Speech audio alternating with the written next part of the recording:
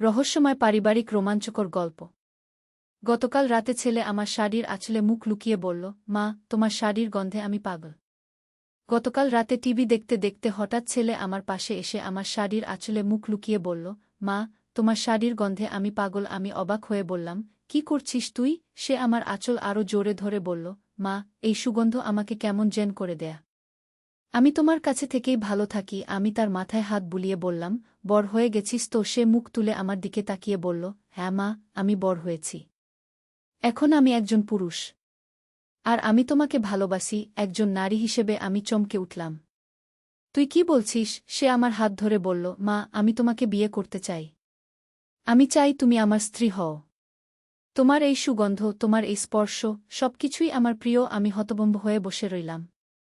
সে আমার কপালে একটা চুমু দিয়ে বলল, মা, আমি জানি এটা শুনতে অদ্ভুত লাগছে, কিন্তু আমি সত্যিই তোমাকে ভালোবাসি।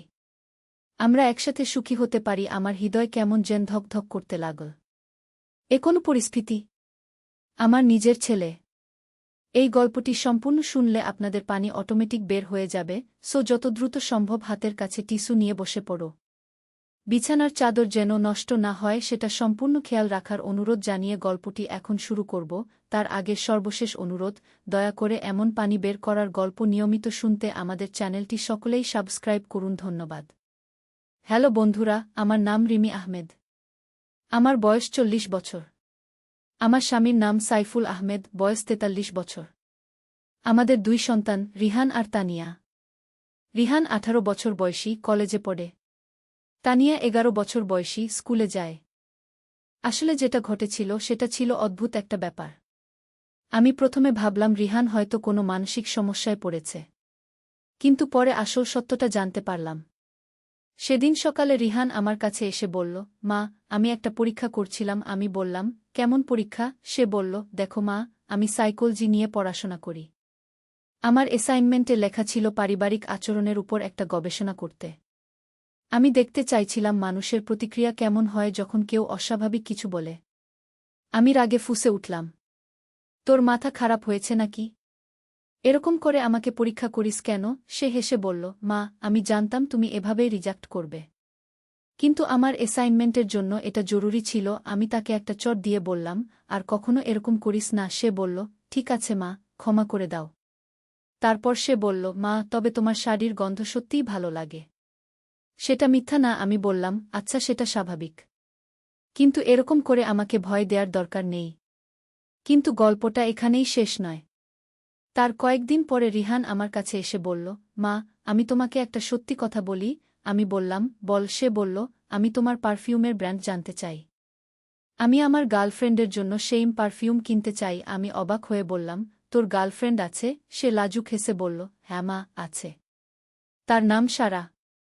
আমি খুশি হয়ে বললাম, তাহলে তো তাকে একদিন বাসায় নিয়ে আসিস। সে বলল, মা, সেটাই ভাবছি, কিন্তু আমি চাই সে তোমার মতো সুগন্ধি ব্যবহার করুক। আমি বললাম, এইখানে দেখ, এটা চন্দন আর জুঁই ফুলের মিশ্রণ। তুই ইউনিভার্সিটি ক্যান্টিনের পাশে যে পারফিউমের দোকান আছে সেখান থেকে কিনতে পারবি। রিহান খুব খুশি হয়ে বলল, ধন্যবাদ মা, কিন্তু আমার মনে হচ্ছে তুমি রাগ করে আছো। আমি বললাম, রাগ তো করবই। তুই আমাকে কি পরিমাণ ভয় দিয়েছিস জানিস? সে বলল, মা, আমি আর কখনো এরকম করব না।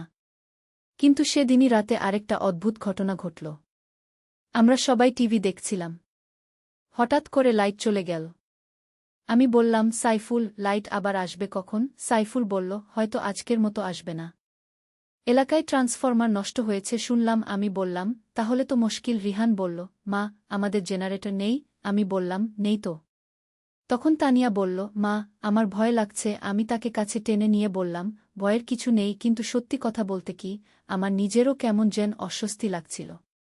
হঠাৎ করে আমরা একটা অদ্ভুত আওয়াজ শুনতে পেলাম। মনে হচ্ছিল কেউ যেন আমাদের বাসার ছাদে হাঁটছে। সাইফুল বলল, এটা কি আওয়াজ? আমি বললাম, হয়তো কোনো বিড়াল, কিন্তু আওয়াজটা আরও জোরে হতে লাগল।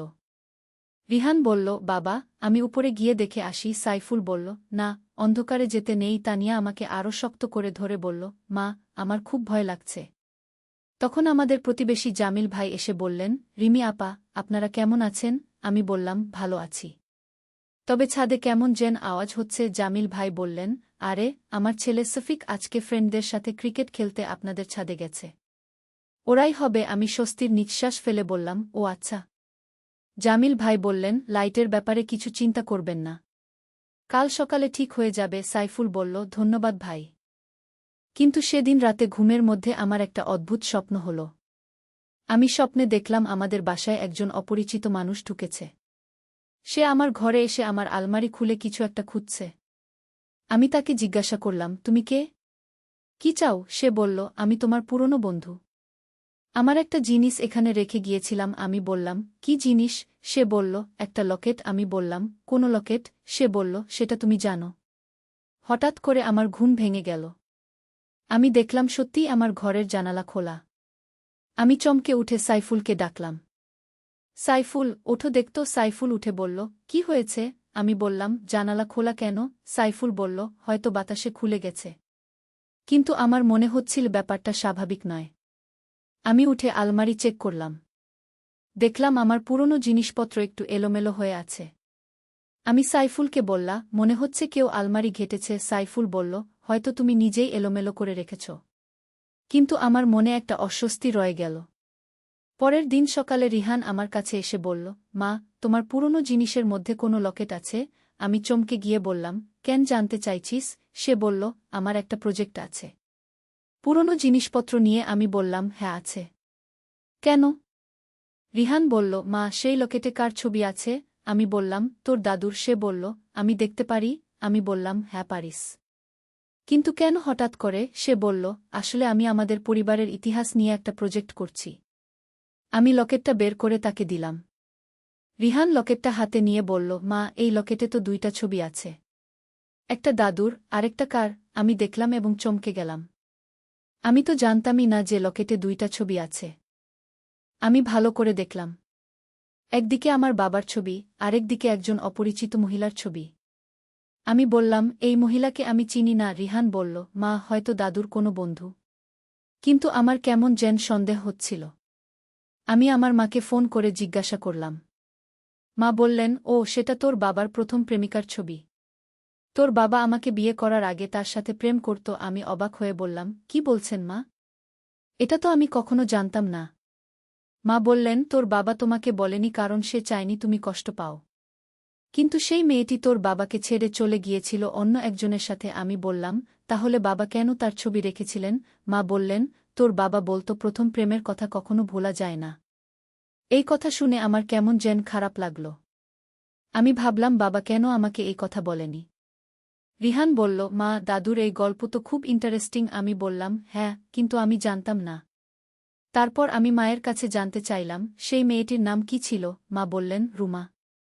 রুমা খান। আমি বললাম, সে এখন কোথায়? মা বললেন, কে জানে। অনেকদিন আগের কথা। কিন্তু সেদিন রাতে আবার সেই একই স্বপ্ন হল। সেই অপরিচিত মানুষটি আবার এসে বলল, আমি রুমার ছেলে। আমি আমার মায়ের লকেট খুঁজছি। আমি বললাম, কি লকেট? সে বলল, যেই লকেটে আমার মায়ের ছবি আছে। আমার ঘুম ভেঙে গেল। আমি ভাবলাম, এটা নিশ্চয়ই কোনো কাকতালীয় ব্যাপার। কিন্তু পরের দিন সকালে একজন অপরিচিত মানুষ আমাদের বাসায় এসে হাজির। সে বলল, আমি করিম খান। আমি রুমা খানের ছেলে। আমি শুনেছি আপনার বাবার কাছে আমার মায়ের একটা লকেট ছিল। আমি চমকে গিয়ে বললাম, আপনি কিভাবে জানলেন? সে বলল, আমার মা মারা যাবার আগে বলেছিল যে তার একটা লকেট আপনার বাবার কাছে আছে। আমি বললাম, কিন্তু আমার বাবা তো অনেক আগেই মারা গেছেন। করিম বলল, আমি জানি। কিন্তু আমার মায়ের শেষ ইচ্ছা ছিল যে আমি যেন সেই লকেটটা নিয়ে আসি। আমি ভাবলাম, এটা তো খুবই অদ্ভুত ব্যাপার। আমি রিহানকে ডেকে বললাম, রিহান, এসো তো। রিহান এসে বলল, কি হয়েছে মা? আমি বললাম, এই ভদ্রলোক রুমা খানের ছেলে। তিনি লকেটটা নিতে এসেছেন। রিহান বলল, মা, কিন্তু এটা তো দাদুর স্মৃতি। আমি বললাম, হ্যাঁ, কিন্তু এটা আসলে তার মায়ের। করিম বলল, আমি আপনাদের কোনো কষ্ট দিতে চাই না, কিন্তু এটা আমার মায়ের শেষ ইচ্ছা। আমি ভেবে দেখলাম, আসলেই তো লকেটে রুমার ছবি আছে, মানে এটা তারই হওয়ার কথা। আমি বললাম, ঠিক আছে, আমি আপনাকে লকেটটা দিয়ে দিচ্ছি। কিন্তু করিম বলল, আসলে আমি আরেকটা কথা বলতে চাই। আমি বললাম, কি কথা? সে বলল, আমার মা বলেছিল যে আপনার বাবা তাকে একটা চিঠি লিখেছিলেন। সেই চিঠিটাও যদি পাওয়া যায়। আমি বললাম, চিঠি? আমি তো কোনো চিঠির কথা জানি না। করিম বলল, হয়তো আপনার বাবার পুরনো জিনিসের মধ্যে থাকবে। আমি আবার আলমারি ঘেঁটে দেখলাম। সত্যিই একটা পুরনো চিঠি পেলাম যেটায় লেখা ছিল রুমার নামে। আমি চিঠিটা খুলে দেখলাম। সেখানে লেখা ছিল, প্রিয় রুমা, আমি জানি তুমি আমাকে ছেড়ে চলে গেছ। কিন্তু আমি তোমাকে ভুলতে পারি না। আমি অন্য একজনকে বিয়ে করেছি, কিন্তু তোমার স্মৃতি আমার হৃদয়ে রয়ে গেছে। তুমি যদি কখনো ফিরে আসতে চাও, আমি অপেক্ষায় থাকব। তোমার প্রিয় হাসান। এই চিঠি পড়ে আমার চোখে জল এসে গেল। আমি ভাবলাম বাবা আসলেও রুমাকে ভুলতে পারেনি। করিম বলল, এই চিঠিটাও আমার মায়ের স্মৃতি। আমি এটাও নিতে পারি? আমি বললাম, হ্যাঁ নিয়ে যান, কিন্তু তারপর করিম একটা অদ্ভুত কথা বলল। সে বলল, আসলে আমার আরেকটা কথা আছে। আমার মা মারা যাবার আগে বলেছিল যে হাসান সাহেবের একটা মেয়ে আছে। সেই মেয়ের সাথে আমার দেখা করার ইচ্ছা। আমি বুঝলাম সে আমার কথা বলছে।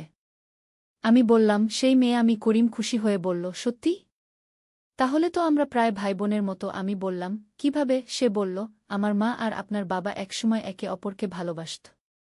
তার মানে আমাদের মধ্যে একটা সম্পর্ক আছে। এই কথা শুনে রিহান বলল, মা, এটা তো ইন্টারেস্টিং। মানে করিম কাকা আমাদের পরিবারের মতো? করিম হেসে বলল, হ্যাঁ, ঠিক বলেছেন। তারপর থেকে করিম আমাদের বাসায় মাঝে মাঝে আসতে লাগল। সে আমাদের সাথে তার মায়ের গল্প শেয়ার করত। আমিও তাকে আমার বাবার গল্প বলতাম। এভাবে আমরা একটা সুন্দর বন্ধুত্ব গড়ে তুললাম। একদিন করিম বলল, রিমি আপা, আমি আপনাকে একটা সারপ্রাইজ দিতে চাই। আমি বললাম, কি সারপ্রাইজ? সে বলল, আমি আমার মায়ের ডায়েরি নিয়ে এসেছি। সেখানে আপনার বাবার অনেক গল্প লেখা আছে। আমি ডায়েরিটা পড়লাম।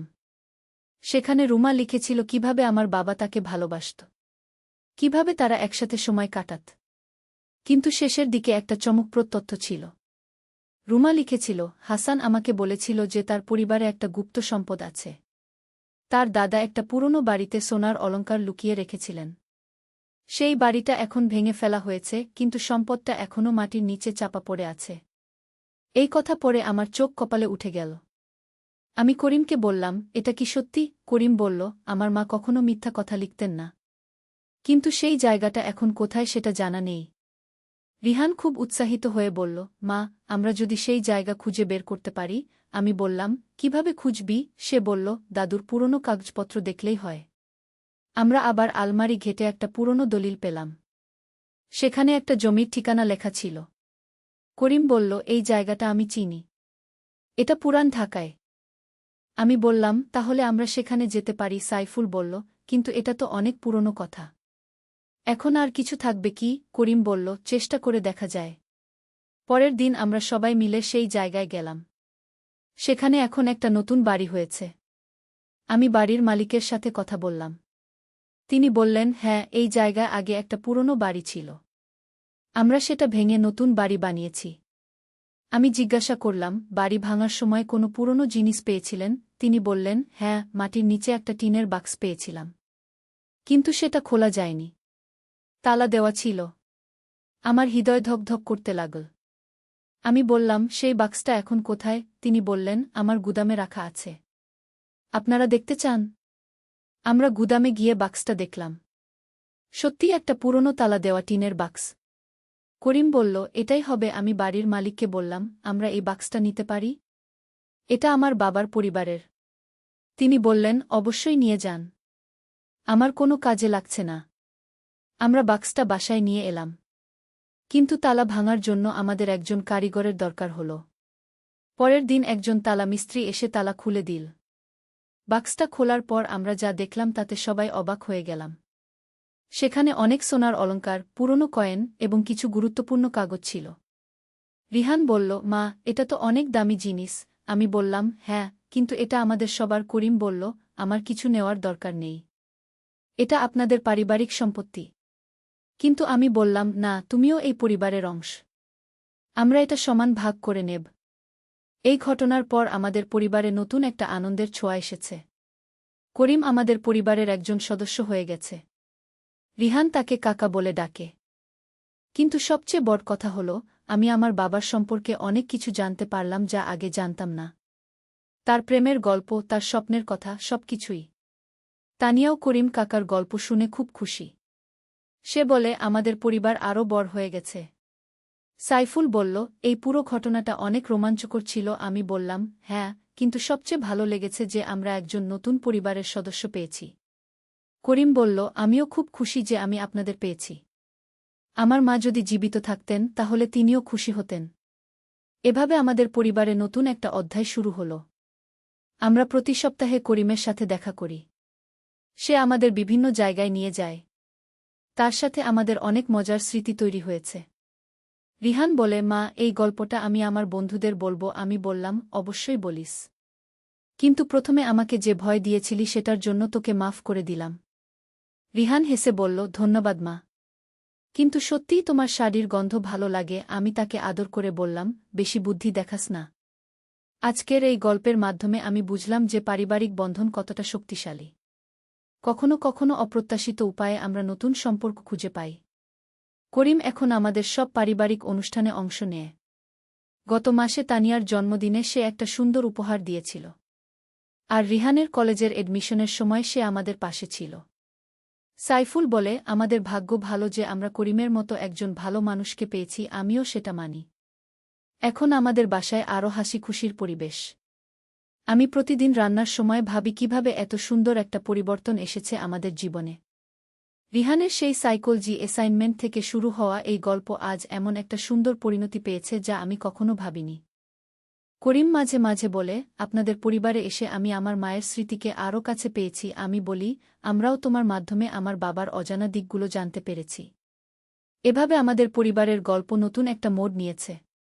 যেটা শুরু হয়েছিল একটা অস্বস্তিকর পরিস্থিতি দিয়ে, সেটাই শেষ হয়েছে সবচেয়ে সুন্দর একটা পারিবারিক বন্ধন দিয়ে। আজকে যখন আমি এই পুরো ঘটনার কথা ভাবি, তখন মনে হয় জীবনে কত অদ্ভুত ও রোমাঞ্চকর ঘটনা ঘটে। কখনো মনে হয় সব শেষ, আবার হঠাৎ করে সব ঠিক হয়ে যায়। আমার পরিবারের এই গল্প শুনে আপনারা কেমন লাগল? আমি মনে করি প্রতিটি পরিবারের নিজস্ব কিছু রহস্য ও গল্প থাকে। কখনো সেগুলো জানা হয়, কখনো অজানাই থেকে যায়। কিন্তু আমাদের ভাগ্য ভালো যে আমরা আমাদের পারিবারিক ইতিহাসের এই সুন্দর অংশটা জানতে পেরেছি। এবং সবচেয়ে বড় কথা, আমরা একজন নতুন পরিবারের সদস্যকে পেয়েছি। এই গল্প বলার শেষে আমি সবাইকে ধন্যবাদ জানাই যারা ধৈর্য ধরে শুনেছেন। আশা করি আপনাদেরও ভালো লেগেছে আমাদের পারিবারিক এই রোমাঞ্চকর অভিজ্ঞতার কথা। আল্লাহর রহমত, একটি ইসলামিক গল্প। প্রথম অধ্যায়, পরীক্ষার সূচনা। একটি ছোট্ট গ্রামে এক দরিদ্র কৃষক পরিবার বাস করত। পরিবারের কর্তা ছিলেন একজন ধর্মপ্রাণ মুসলিম, যিনি 5 ওয়াক্ত নামাজ আদায় করতেন এবং সর্বদা আল্লাহর উপর ভরসা রাখতেন। তার স্ত্রী ছিলেন একজন সৎ ও পরহেজগার মহিলা, যিনি সংসারের কাজের পাশাপাশি কুরআন তিলাওয়াত করতেন এবং জিকির করতেন। তাদের 3টি সন্তান ছিল, 2টি ছেলে আর 1টি মেয়ে। সবচেয়ে বড় ছেলেটি ছিল খুবই মেধাবী এবং ধর্মীয় শিক্ষায় আগ্রহী। সে প্রতিদিন ফজরের নামাজের পর কুরআন তিলাওয়াত করত এবং হাদিস শরীফ পড়ত। মেজ ছেলেটি ছিল বেশ চঞ্চল, কিন্তু তার মন ছিল খুবই পরিষ্কার এবং সে বাবা মায়ের কথা মানত। সবচেয়ে ছোট মেয়েটি ছিল পরিবারের আলো, যার হাসিতে সবার মুখে হাসি ফুটত। এই পরিবারটি যদিও দরিদ্র ছিল, তবুও তারা সুখে শান্তিতে দিন কাটাত। কৃষকটি তার ছোট্ট জমিতে ধান, গম এবং সবজি চাষ করত। ফসল ভালো হলে পরিবারের খরচ চলত, আর কিছু বাঁচলে তা দিয়ে দরিদ্রদের সাহায্য করত। কারণ সে জানত যে, আল্লাহ তাআলা বলেছেন, তোমরা যা আল্লাহর পথে ব্যয় কর, তিনি তার চেয়ে ভালো প্রতিদান দেন। একদিন গ্রামে খবর এল যে আগামী বছর ভয়াবহ খরা হবে। কৃষকেরা চিন্তিত হয়ে পড়ল। অনেকেই তাদের জমি বিক্রি করে শহরে চলে যাওয়ার কথা ভাবতে লাগল। কিন্তু এই ধর্মপ্রাণ কৃষক তার স্ত্রীকে বলল, আল্লাহর উপর ভরসা রাখি। তিনি আমাদের জন্য যা ভালো তাই করবেন। আমরা এখানেই থাকব এবং আল্লাহর রহমতের অপেক্ষায় থাকব। স্ত্রী বলল, আপনি ঠিকই বলেছেন। আল্লাহ তাআলা কুরআনে বলেছেন, যে আল্লাহর উপর ভরসা করে, তার জন্য তিনিই যথেষ্ট। আমরা দোয়া করব এবং সবর করব। দ্বিতীয় অধ্যায়, পরীক্ষার কঠিনতম সময়। পরের বছর সত্যিই ভয়াবহ খরা নামল। আকাশে মেঘের দেখা নেই। নদীনালা শুকিয়ে গেল। কুয়ার পানি নেমে গেল। ফসল শুকিয়ে যেতে লাগল। গ্রামের অনেক পরিবার দুর্ভিক্ষের মুখোমুখি হল। কৃষকের পরিবারেও খাদ্যের অভাব দেখা দিল। কিন্তু তারা কখনো হাল ছাড়ল না। প্রতিদিন তারা একসাথে নামাজ পড়ত এবং আল্লাহর কাছে দোয়া করত। বড় ছেলেটি তার বাবাকে জিজ্ঞাসা করল, বাবা, আল্লাহ কেন আমাদের এই কষ্ট দিচ্ছেন? বাবা ধৈর্য সহকারে বলল, বেটা, আল্লাহ তাআলা আমাদেরকে পরীক্ষা করেন। তিনি কুরআনে বলেছেন, আমি অবশ্যই তোমাদেরকে কিছু ভয়, ক্ষুধা এবং জানমাল ও ফলফসলের ক্ষতি দ্বারা পরীক্ষা করব। আর ধৈর্যশীলদের সুসংবাদ দাও, এই কষ্ট আমাদের ধৈর্যের পরীক্ষা। আমরা যদি সবর করি এবং আল্লাহর উপর ভরসা রাখি, তাহলে তিনি আমাদের জন্য এর চেয়ে ভালো কিছু রেখেছেন। দিন যেতে থাকল। পরিবারের খাবারের পরিমাণ কমতে থাকল। কিন্তু তারা কখনো অভিযোগ করল না, বরং আরও বেশি করে আল্লাহর জিকির করতে থাকল। মা তার সন্তানদের বলত, আল্লাহ তাআলা বলেছেন, ধৈর্যের সাথে নামাজ ও জিকরের মাধ্যমে সাহায্য চাও, আমরা যত কষ্টেই থাকি না কেন, আল্লাহর ইবাদত ছাড়ব না। একদিন পরিবারের খাবার প্রায় শেষ হয়ে এল। বাড়িতে শুধু এক মুঠো চাল বাকি ছিল। কৃষক তার স্ত্রীকে বলল, এই চাল দিয়ে একটু পায়েস বানাও, আমরা সবাই মিলে ভাগ করে খাব। ঠিক সেই সময় দরজায় কেউ একজন কড়া নাড়ল। দরজা খুলে দেখা গেল এক অভুক্ত পথিক দাঁড়িয়ে আছে। তার চোখে মুখে ক্ষুধার ছাপ। সে অনুনয় করে বলল, আমি 3 দিন ধরে খাইনি, আপনাদের কাছে যদি একটু খাবার থাকে। কৃষক একটু দ্বিধা না করে বলল, আসুন ভিতরে, আমাদের কাছে যা আছে তা দিয়েই আপনাকে খাওয়াবো।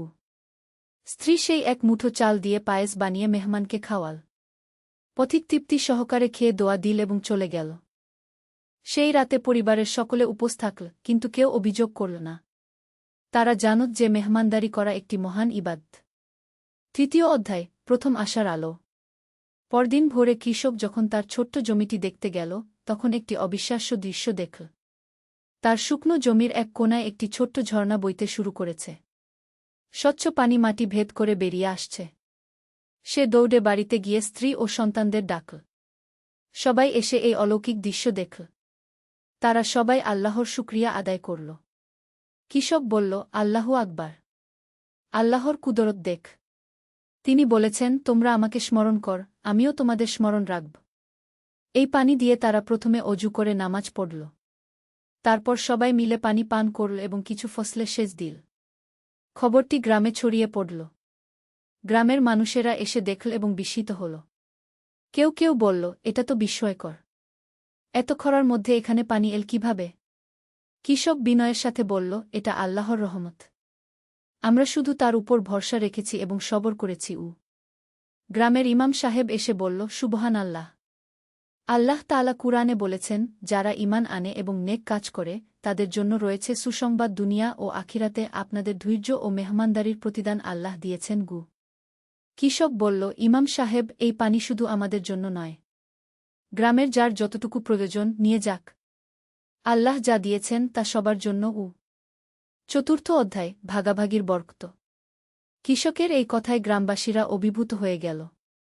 এত কষ্টের মধ্যেও সে অন্যদের কথা ভাবছে। গ্রামের সবাই মিলে একটি ব্যবস্থা করল। প্রত্যেক পরিবার প্রতিদিন নির্দিষ্ট পরিমাণ পানি নিয়ে যেতে পারবে, যাতে সবার জন্য যথেষ্ট থাকে। আল্লাহর রহমতে দেখা গেল, যত পানি ব্যবহার করা হচ্ছে ততই যেন ঝর্ণা থেকে পানি বের হচ্ছে। পানি কখনো কমছে না।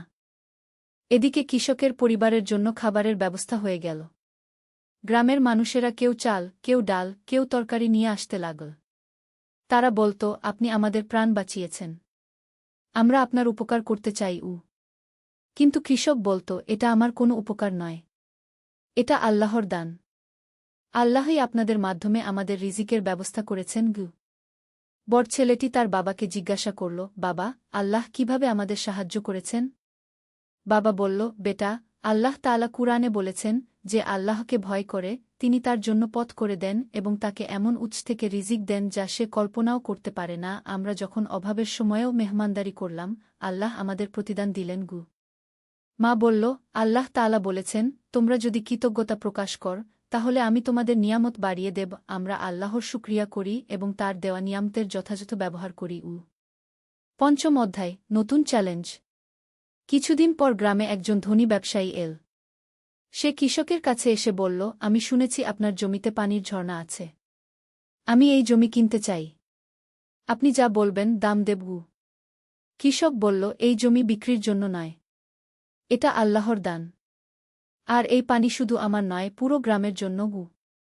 ব্যবসায়ী বলল, আপনি তো দরিদ্র, এই জমি বিক্রি করে দিন, আমি আপনাকে এত টাকা দেব যে আপনি শহরে গিয়ে আরাম করে থাকতে পারবেন। কৃষক দৃঢ়ভাবে বলল, না, এই জমি বিক্রি করব না, আল্লাহ তাআলা যা আমানত হিসেবে দিয়েছেন তা আমি বিক্রি করতে পারি না। আর টাকা পয়সাই সব কিছু নয়। আমি এখানে সুখে আছি গু। ব্যবসায়ী রেগে গিয়ে বলল, আপনি বুঝতে পারছেন না। আমি যদি জোর করে এই জমি নিয়ে নিই? কৃষক শান্তভাবে বলল, আল্লাহ আছেন। তিনি সব কিছু দেখেন। আপনি যদি অন্যায় করেন তার বিচার তিনিই করবেন গু। এই কথা শুনে গ্রামের অন্যরা এসে জড়ো হল। তারা কৃষকের পাশে দাঁড়াল। ইমাম সাহেব বলল, এই পানি আল্লাহর দান। কেউ এটার উপর একচেটিয়া অধিকার রাখতে পারে না। কুরআনে বলা আছে, পানি, আগুন আর ঘাসে সবার অধিকার আছে। ব্যবসায়ী অগত্যা চলে গেল। কিন্তু সে হাল ছাড়ল না। সে শহর থেকে কিছু লোকজন নিয়ে এল এবং জমি দখলের চেষ্টা করল। ষষ্ঠ অধ্যায়, আল্লাহর সাহায্য। একদিন রাতে সেই দুষ্ট লোকেরা জমির ঝর্ণার মুখ বন্ধ করে দেওয়ার চেষ্টা করল। কিন্তু আশ্চর্যের বিষয় হল, তারা যতই মাটিপাথর দিয়ে বন্ধ করার চেষ্টা করল, ততই যেন পানির স্রোত বেড়ে গেল। ভোরে কৃষক যখন জমিতে গেল, দেখল পানির স্রোত আগের চেয়েও বেশি। আর সেই দুষ্ট লোকেরা ঝর্ণার পাশেই অজ্ঞান হয়ে পড়ে আছে। কৃষক তাদের জ্ঞান ফেরানোর চেষ্টা করল এবং পানি খাওয়াল। তারা জ্ঞান ফিরে পেয়ে বলল, আমরা যখন ঝর্ণা বন্ধ করার চেষ্টা করছিলাম, তখন হঠাৎ একটা অদ্ভুত আলো দেখতে পেলাম।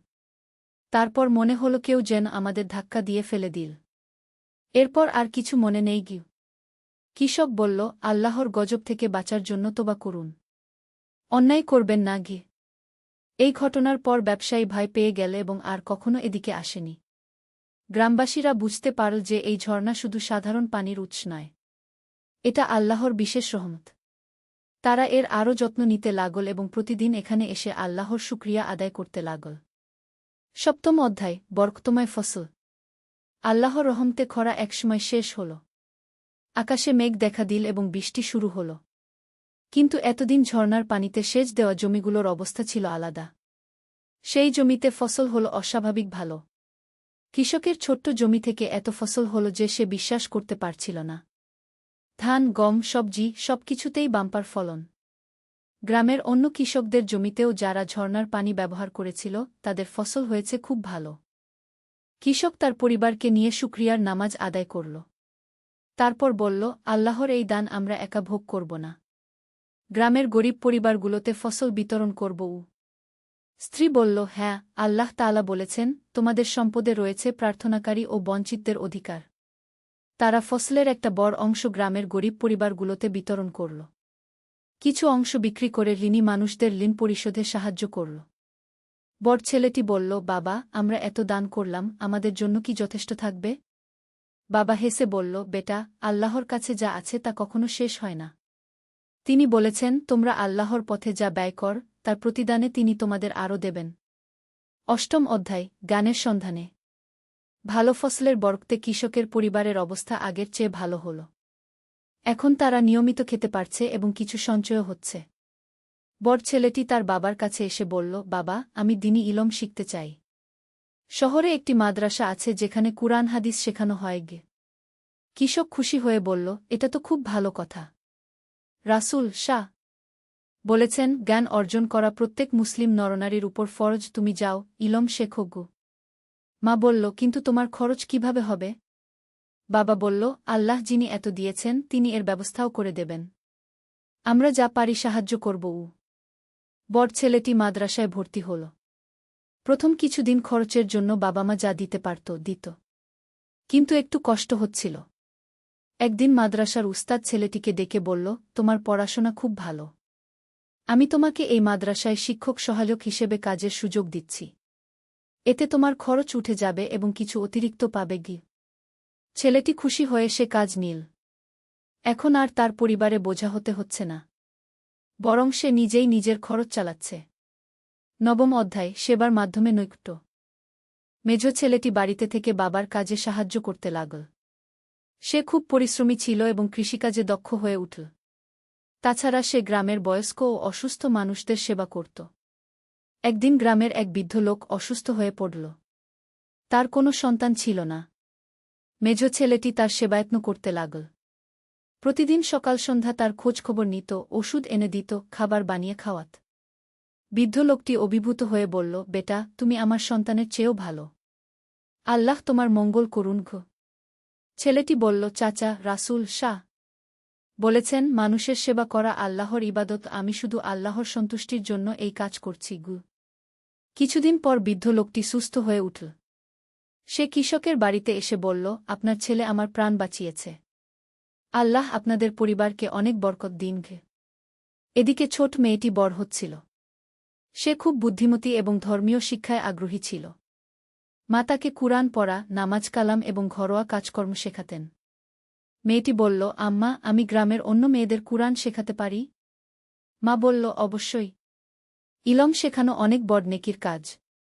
রাসূল শাহ বলেছেন, যে ব্যক্তি কোনো ভালো কাজের পথ দেখায় সে সেই কাজের সমান সোয়াব পাবে। মেয়েটি গ্রামের ছোট মেয়েদের কুরআন শেখানো শুরু করল। প্রতিদিন মাগরিবের পর বাড়িতে একটা ছোট্ট মক্তব বসত। 10ম অধ্যায়, বিপদের সময় একটা। একদিন গ্রামে খবর এল যে পাশের জেলায় বন্যা হয়েছে। হাজারো মানুষ ঘরবাড়ি হারিয়ে সর্বশান্ত হয়েছে। অনেক পরিবার খাবারের জন্য হাহাকার করছে। ইমাম সাহেব জুমার খুতবায় বলল, আমাদের মুসলিম ভাইয়েরা বিপদে পড়েছে। আল্লাহ তাআলা বলেছেন, মুমিনরা পরস্পর ভাই, আমাদের উচিত তাদের পাশে দাঁড়ানো গো। কৃষক সবার আগে এগিয়ে এল। সে বলল, আমার যা আছে তা দিয়ে যতটুকু পারি সাহায্য করব। আল্লাহ আমাদের বিপদের সময় সাহায্য করেছিলেন, এখন আমাদের পালা অন্যদের সাহায্য করার গু। গ্রামের সবাই মিলে একটা ত্রাণ তহবিল গঠন করল। কৃষক তার সঞ্চিত টাকার একটা বড় অংশ দিয়ে দিল। তার স্ত্রী তার সোনার গহনা বিক্রি করে দিয়ে দিল। বড় ছেলেটি মাদ্রাসা থেকে ছুটিতে এসে শুনল এই খবর। সে তার সঞ্চিত সব টাকা দিয়ে দিল। মেজ ছেলে বলল, আমি নিজে গিয়ে ত্রাণ বিতরণে সাহায্য করব। ছোট মেয়ে তার পুতুল ও খেলনা বিক্রি করে টাকা দিয়ে দিল। গ্রামবাসীরা দেখল এই পরিবারের ত্যাগের মনোভাব। তারাও অনুপ্রাণিত হয়ে যার যা সাধ্য দিয়ে দিল। প্রচুর ত্রাণ সামগ্রী সংগ্রহ হল। কয়েকজন যুবক নিয়ে মেজ ছেলেটি বন্যাক্রান্ত এলাকায় গেল। সেখানে গিয়ে তারা দেখল সত্যিই ভয়াবহ অবস্থা। অনেক পরিবার খোলা আকাশের নিচে দিন কাটাচ্ছে। তারা খাবার, কাপড়, ওষুধ বিতরণ করল। আক্রান্ত মানুষদের সাথে কথা বলল, তাদের সাহস দিল। একটি বৃদ্ধা কাঁদতে কাঁদতে বলল, বেটা, আমার সব শেষ হয়ে গেছে। এখন কি করব? মেজ ছেলেটি বলল, নানি, হতাশ হবেন না। আল্লাহ আছেন। তিনি বিপদের পর সুখ দেন। আপনি ধৈর্য রাখুন এবং আল্লাহর উপর ভরসা রাখুন গু। 11 অধ্যায়, শিক্ষা বিস্তারের মাধ্যমে সমাজ সেবা। বন্যার পর ধীরে ধীরে সব স্বাভাবিক হয়ে এল। এই সময় বড় ছেলেটি মাদ্রাসা থেকে ভালো ফলাফল নিয়ে পাস করল। উস্তাদরা তার প্রশংসা করল এবং বলল যে সে একজন ভালো আলেম হওয়ার যোগ্যতা রাখে। সে বাড়িতে এসে বাবা-মাকে বলল, আমি গ্রামে একটা মাদ্রাসা খুলতে চাই। আমাদের গ্রামের ছেলেমেয়েরা যাতে দূরে না গিয়েই দ্বীনি শিক্ষা নিতে পারে গি। বাবা বলল, এ তো অনেক ভালো পরিকল্পনা। কিন্তু মাদ্রাসা চালানোর জন্য তো অনেক টাকা লাগবে গে।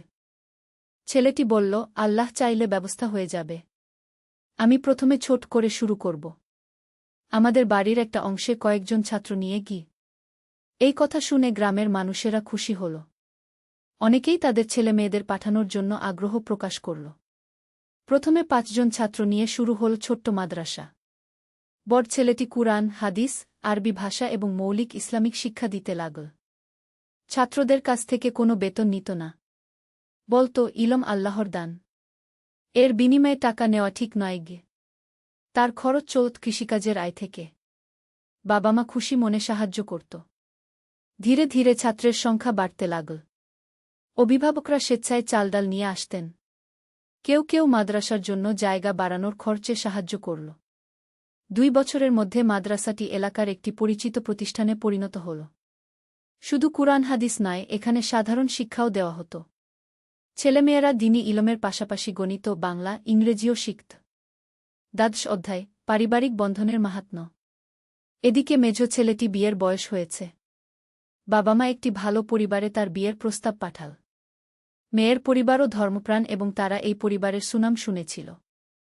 বিয়ে হল খুব সাদাসিধেভাবে। কোনো অপচয় না করে, ইসলামিক নিয়ম মেনে। বরের পরিবার বলল, আমরা বিয়েতে অতিরিক্ত খরচ করব না। এই টাকা দিয়ে বরং গরিবদের সাহায্য করব।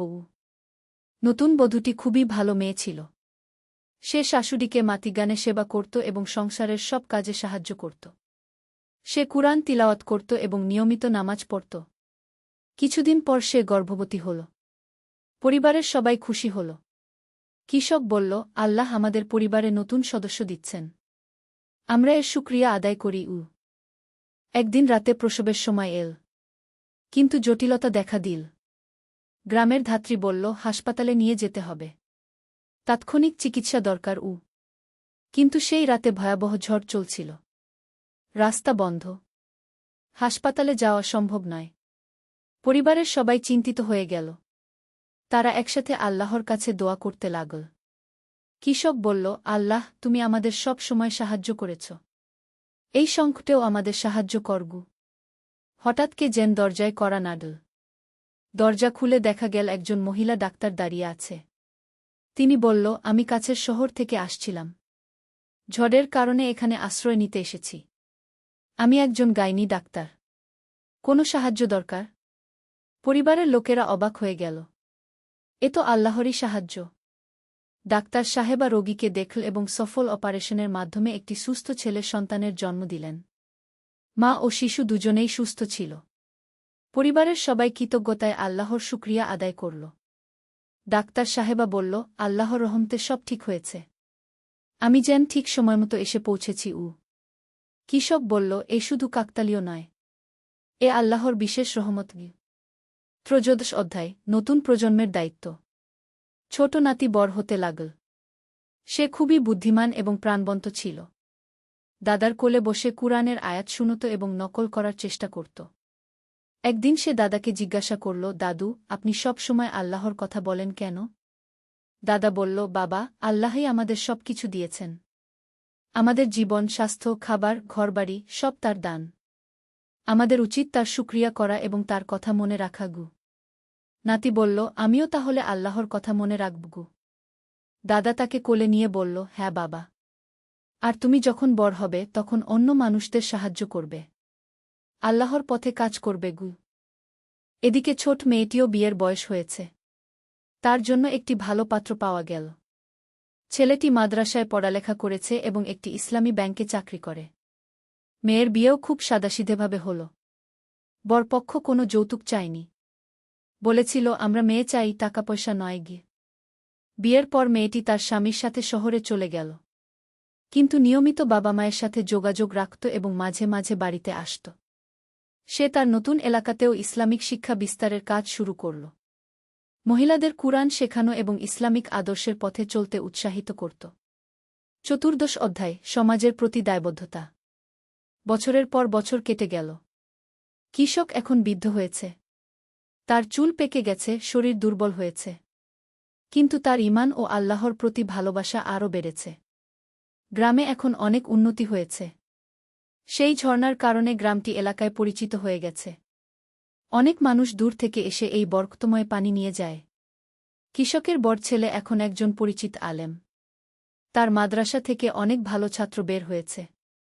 তারা দেশের বিভিন্ন জায়গায় ইসলামের সেবা করছে। মেজ ছেলে এখন একজন সফল কৃষক। সে নতুন নতুন পদ্ধতিতে চাষাবাদ করে এবং অন্য কৃষকদের শেখায়। তার 3টি সন্তান হয়েছে, 2টি ছেলে আর একটি মেয়ে। একদিন গ্রামে খবর এল যে সরকার এই এলাকায় একটি বড় কারখানা করবে। এতে গ্রামের মানুষের কাজের সুযোগ হবে এবং এলাকার উন্নতি হবে। কিন্তু সমস্যা হল, এই কারখানা হলে পরিবেশের ক্ষতি হবে। ঝর্ণার পানি দূষিত হতে পারে। গ্রামবাসীরা দ্বিধায় পড়ে গেল। একদিকে চাকরি ও অর্থনৈতিক উন্নতি, অন্যদিকে পরিবেশ রক্ষা। কৃষক একটি গ্রাম্য সভা ডাকল। সে বলল, আল্লাহ আমাদের যে নিয়ামত দিয়েছেন তা রক্ষা করা আমাদের দায়িত্ব। টাকার জন্য আমরা আল্লাহর দান নষ্ট করতে পারি না। কিন্তু অনেকেই বলল, আমাদের ছেলেমেয়েদের ভবিষ্যতের কথা ভাবতে হবে। চাকরি পেলে তাদের জীবন ভালো হবে। বড় ছেলেটি বলল, আবা, ইসলামে পরিবেশ রক্ষার উপর গুরুত্ব দেওয়া হয়েছে। আমরা এমন উন্নতি চাই না যাতে আল্লাহর সৃষ্টির ক্ষতি হয়। দীর্ঘ আলোচনার পর গ্রামবাসীরা সিদ্ধান্ত নিল যে তারা কারখানার বিরোধিতা করবে। তবে সরকারের কাছে অনুরোধ করবে অন্য কোনো পরিবেশবান্ধব প্রকল্পের জন্য। 15 অধ্যায়, জীবনের সন্ধালগ্নে। আরও কয়েক বছর কেটে গেল। কৃষক এখন অনেক বৃদ্ধ। হাঁটতে কষ্ট হয়। কিন্তু তার মন এখনও তরুণের মতো প্রাণবন্ত। সে প্রতিদিন নিয়মিত নামাজ পড়ে এবং কুরআন তিলাওয়াত করে। তার স্ত্রীও অসুস্থ হয়ে পড়েছে। কিন্তু তারা দুজনেই আল্লাহর কাছে কৃতজ্ঞ। তারা বলে, আল্লাহ আমাদের এত সুন্দর জীবন দিয়েছেন। আমাদের সন্তানরা ভালো পথে আছে। আর কি চাই? একদিন রাতে কৃষক স্বপ্ন দেখল। তিনি দেখল একটি সুন্দর বাগান, যেখানে স্বচ্ছ পানির ঝর্ণা বইছে। সেখানে একটি কণ্ঠস্বর বলল, তুমি দুনিয়ায় আমার উপর ভরসা রেখেছ এবং আমার সৃষ্টির সেবা করেছ। আখিরাতে তোমার জন্য এর চেয়েও ভালো পুরস্কার অপেক্ষা করছে গি। ঘুম থেকে উঠে কৃষক খুব খুশি হল। সে তার স্ত্রীকে স্বপ্নের কথা বলল। স্ত্রী বলল, আলহামদুলিল্লাহ, এ তো আল্লাহর পক্ষ থেকে সুসংবাদ। পরদিন সকালে কৃষক তার সব ছেলে মেয়েকে ডেকে বলল, আমার জীবনের সন্ধ্যা এসে গেছে। আমি তোমাদের কিছু উপদেশ দিতে চাই। সবাই বাবার চারপাশে বসল। কৃষক বলল, প্রথমত সর্বদা আল্লাহর উপর ভরসা রাখবে। দুনিয়ার কোনো বিপদাপদে হতাশ হবে না। আল্লাহ সবসময় তার বান্দাদের সাথে আছেন। দ্বিতীয়ত সৎ পথে চলবে। মিথ্যা, অন্যায়, দুর্নীতির পথে কখনো যাবে না। ইসলামের আদর্শ অনুসরণ করবে। তৃতীয়ত গরিব অসহায়দের সাহায্য করবে। আল্লাহ তোমাদের যা দিয়েছেন তা দিয়ে অন্যদের উপকার করবে। চতুর্থত ইলম অর্জন করবে এবং অন্যদের শেখাবে। ইলমের মাধ্যমেই সমাজের কল্যাণ হয়। পঞ্চমত পরস্পরের মধ্যে ঐক্য রাখবে। ভাইবোনে মিলেমিশে থাকবে। পারিবারিক বন্ধন অটুট রাখবে গি। সবাই কাঁদতে কাঁদতে বাবার কথা শুনল এবং প্রতিজ্ঞা করল যে তারা এই উপদেশগুলো মেনে চলবে। ষোড়শ অধ্যায়, অনন্ত যাত্রার সূচনা। কিছুদিন পর একদিন ভোরে কৃষক অসুস্থ হয়ে পড়ল। পরিবারের সবাই তার চারপাশে জড়ো হল। ডাক্তার এসে দেখল এবং বলল যে তার অবস্থা খুবই গুরুতর। কৃষক বুঝতে পারল তার শেষ সময় এসে গেছে। সে শান্ত মনে বলল, আল্লাহর ইচ্ছা, আমি তৈরি। সে সবার সাথে বিদায় নিল। স্ত্রীকে বলল, তুমি ধৈর্য রাখবে। আল্লাহর উপর ভরসা রাখবে। আমরা আখিরাতে আবার মিলিত হব ইনশাল্লাহ। ছেলে মেয়েদের বল,